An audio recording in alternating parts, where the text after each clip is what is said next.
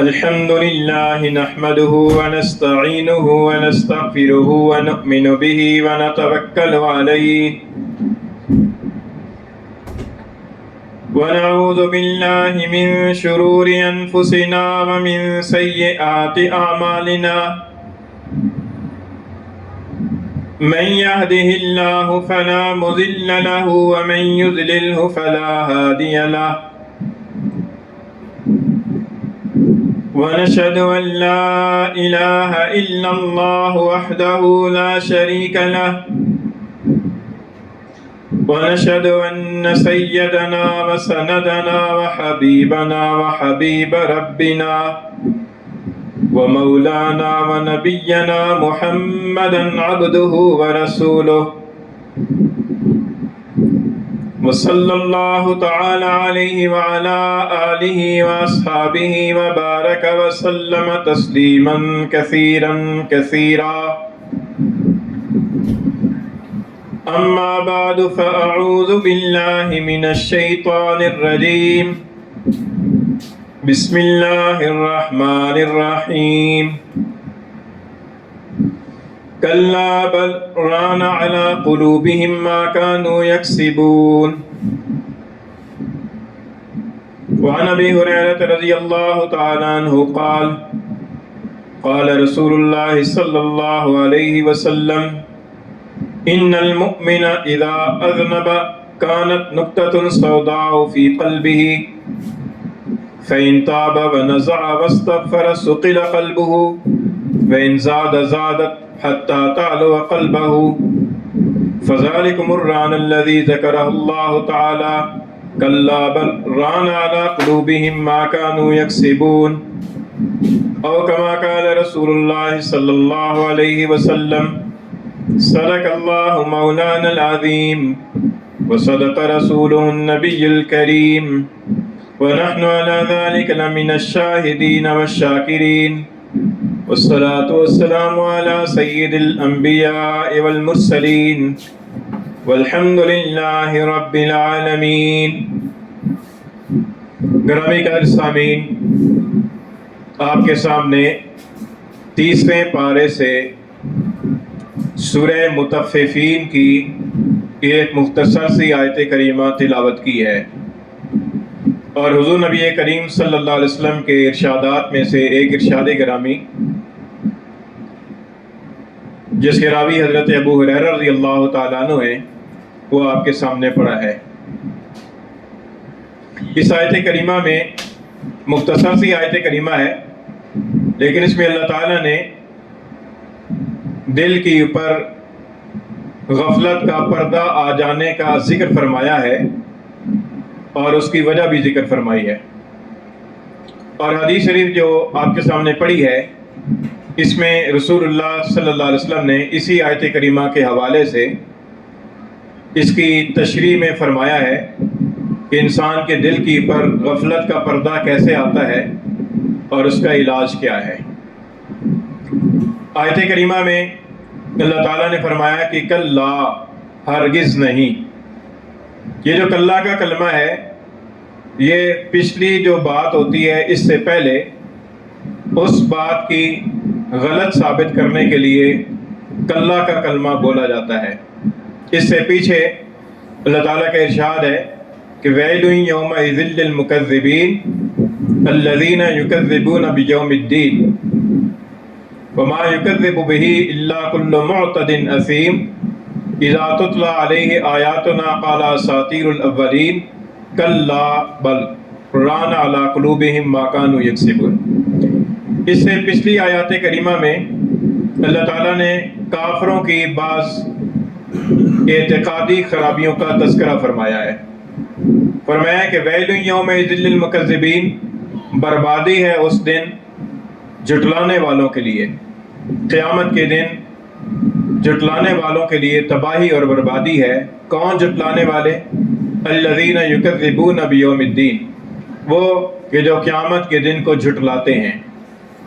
پھر آگے اللہ تعالیٰ نے فرمایا کہ ما یکذب بہ الا کل معتد اثیم، کہ قیامت کے دن کو جو جھٹلاتا ہے وہ یا تو گنہگار ہوتا ہے اور یا حد سے تجاوز کرنے والا ہوتا ہے۔ یعنی قیامت کے دن کی تکذیب جو ہے نا وہی شخص کرے گا کہ جو سخت گناہگار ہوگا یا وہ حد سے اللہ تعالیٰ کی بتلائی ہوئی حدود سے تجاوز کرنے والا سرکش اور باغی ہوگا۔ اذا تتلی علیہ آیاتنا، جب اس کے اوپر ہماری آیتیں پڑھی جاتی ہیں، قال اساطیر الاولین، تو کہتا ہے کہ یہ پچھلے لوگوں کی کہانیاں ہیں، داستانیں ہیں، اور اس طریقے سے قرآن مجید کا اور قیامت کے دن کا انکار کرتا ہے۔ آگے اللہ تعالیٰ نے فرمایا کہ کلا، ہرگز نہیں، یہ جو انکار کر رہا ہے اور یہ جو کہہ رہا ہے قرآن مجید کے بارے میں کہ یہ پچھلے لوگوں کی کہانیاں ہیں، یہ بات ہرگز درست نہیں ہے۔ بل ران علی قلوبہم ما کانوا یکسبون، بلکہ وجہ اصل میں یہ ہے کہ ان کے دلوں کی پر زنگ چڑھ گیا ہے ان کاموں کی وجہ سے جو یہ کرتے ہیں۔ اس مختصر سی آیت کریمہ میں اللہ تعالیٰ نے اس کی وجہ ذکر فرمائی ہے کہ وجہ اس کی کیا ہے۔ وجہ یہ ہے کہ ان کے دلوں کی پر زنگ چڑھ گیا ہے ان کے کرتوتوں کی وجہ سے، جس سے یہ معلوم ہوتا ہے کہ دل کی پر غفلت آتی ہے، اور دل کی پر غفلت آنے کا سبب انسان کے گناہ ہے۔ یہاں پر اس آیت کریمہ کے اندر 3 الفاظ قابل غور ہیں۔ ایک لفظ ہے ران، جو رین سے نکلا ہے، را یا نون، رین کا معنی ہوتا ہے زنگ، اور دوسرا قلب، قلوب جمع ہے اور قلب اس کی واحد ہے، قلب کہتے ہیں دل کو۔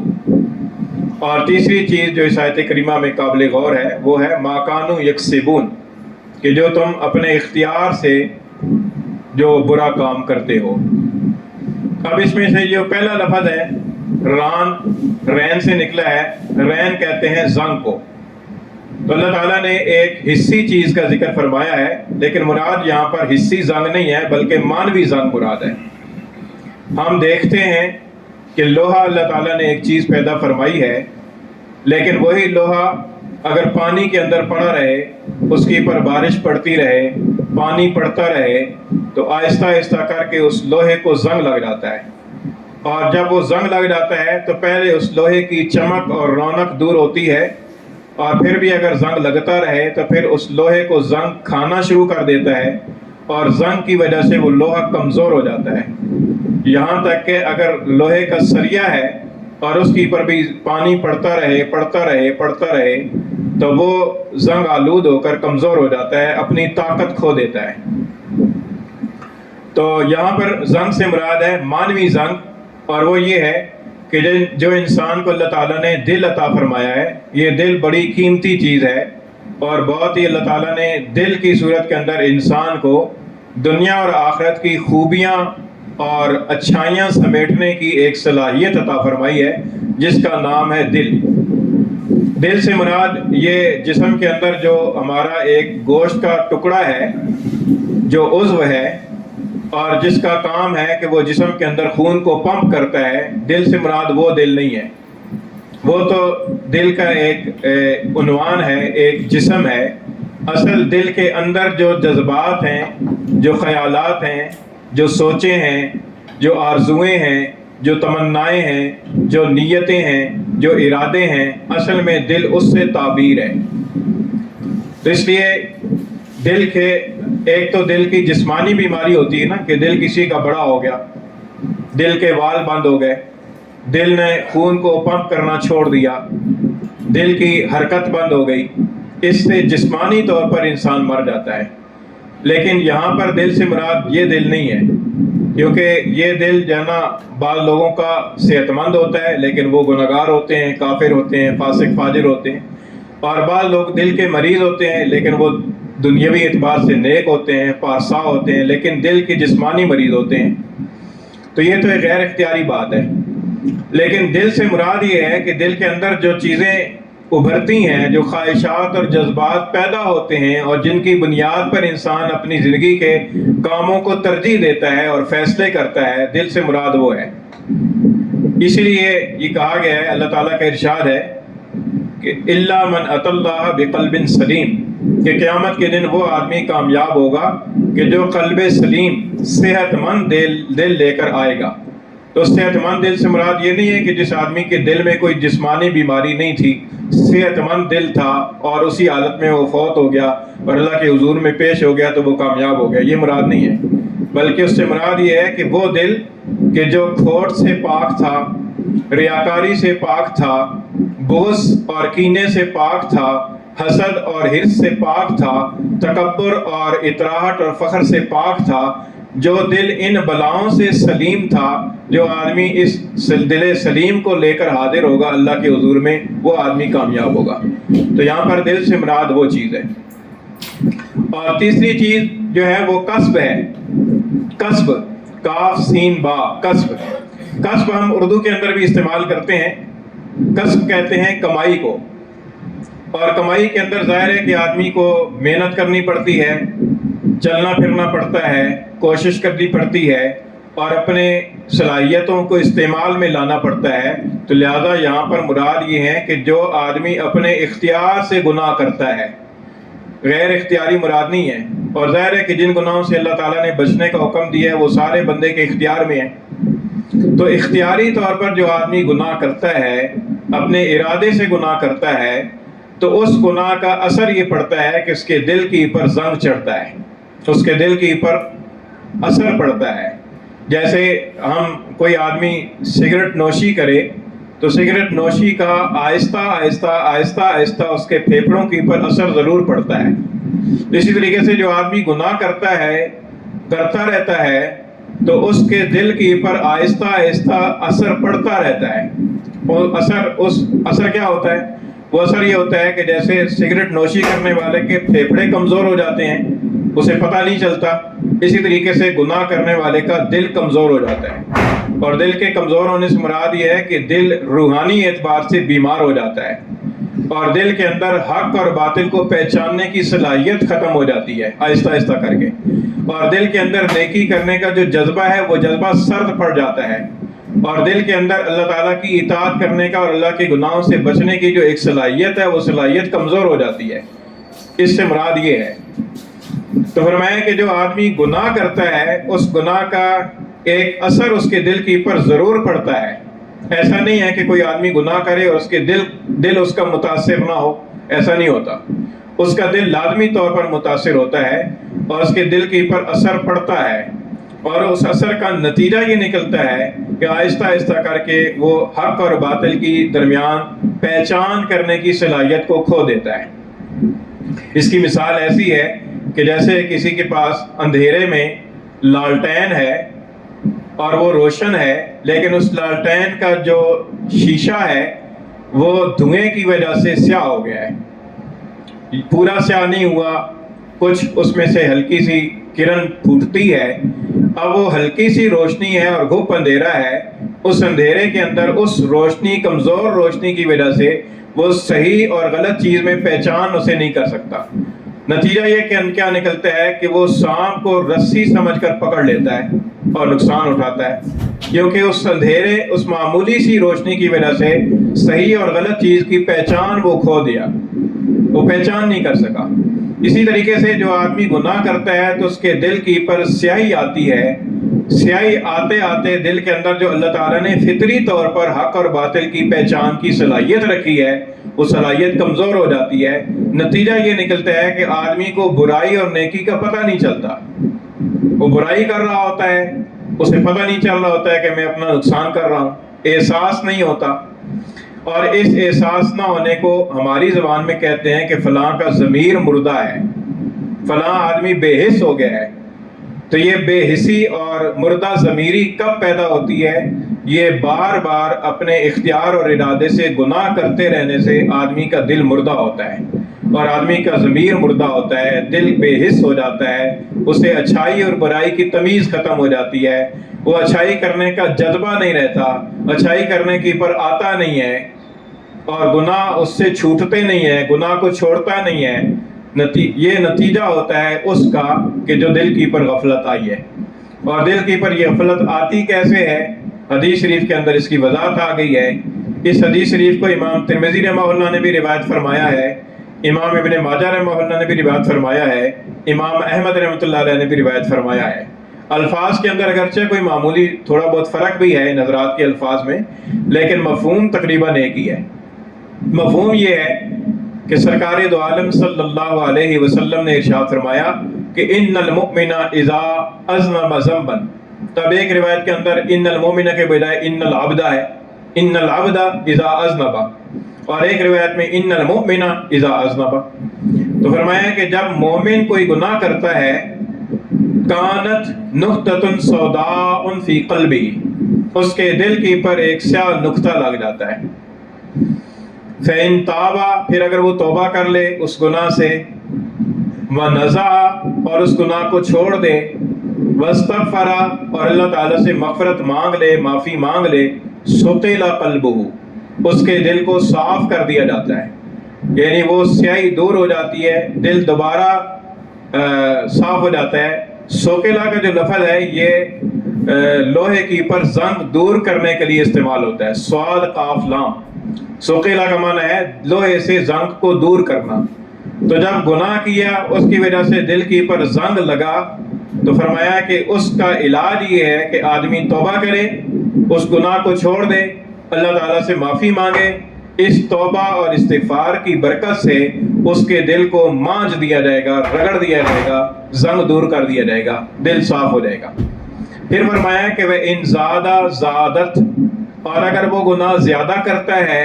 اسی گناہ کو پھر کرتا ہے، پھر کرتا ہے، پھر کرتا ہے، یا اور گناہ کرتا ہے، زادت، تو وہ زنگ زیادہ ہو جاتا ہے، وہ زنگ اور بڑھ جاتا ہے،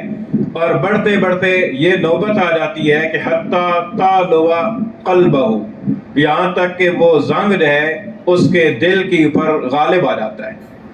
یعنی سارا دل جو ہے نا وہ زنگ آلود ہو جاتا ہے۔ کرتے کرتے کرتے کرتے ایسی نوبت آ جاتی ہے کہ سارا دل زنگ آلود ہو جاتا ہے، حتیٰ تعلو یا یعلو قلبہ۔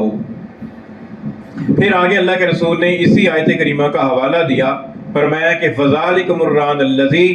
ذَكَرَهُ اللَّهُ تَعَالَى فِي كِتَابِهِ، بس یہ وہ زنگ ہے کہ جس کا اللہ تعالیٰ نے اپنی کتاب میں ذکر فرمایا ہے، کَلَّا، ہرگز نہیں، بَلْ رَانَ عَلَىٰ قُلُوبِهِمْ مَا كَانُوا يَكْسِبُونَ، بلکہ زنگ چڑھ گیا ہے ان کے دلوں پر ان کے کرتوتوں کی وجہ سے۔ تو اس حدیث شریف کے اندر گویا کہ اس آیت کریمہ کی تشریح فرما دی گئی۔ اللہ کے رسول صلی اللہ علیہ وسلم نے فرما دیا کہ دل کی پر زنگ کیسے چڑھتا ہے اور اس دل کے زنگ کو دور کرنے کا طریقہ کیا ہے۔ فرمایا کہ دل کی پر زنگ تو چڑھتا ہے اپنی اختیاری کوتاہی کی وجہ سے، جب آدمی اپنے اختیار سے گناہ کرتا ہے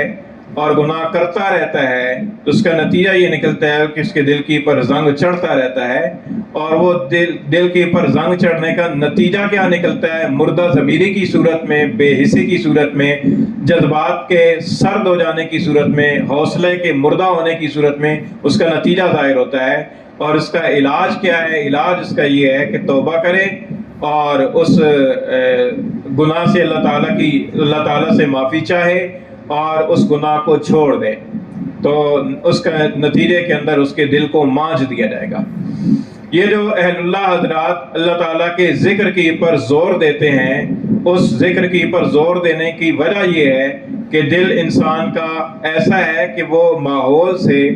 اور گناہوں سے اثر لیتا ہے، اس اثر کو دور کرنے کی ضرورت ہوتی ہے۔ اس دور کرنے کے لیے اللہ کا ذکر ضروری ہے کہ آدمی خلوت کے اندر اکیلے میں بیٹھ کر اللہ تعالیٰ کا ذکر کرے، اور اس ذکر کی برکت سے اس کے دل کے اندر یاد الہی تازہ ہو اور وہ غفلت کا پردہ چاک ہو۔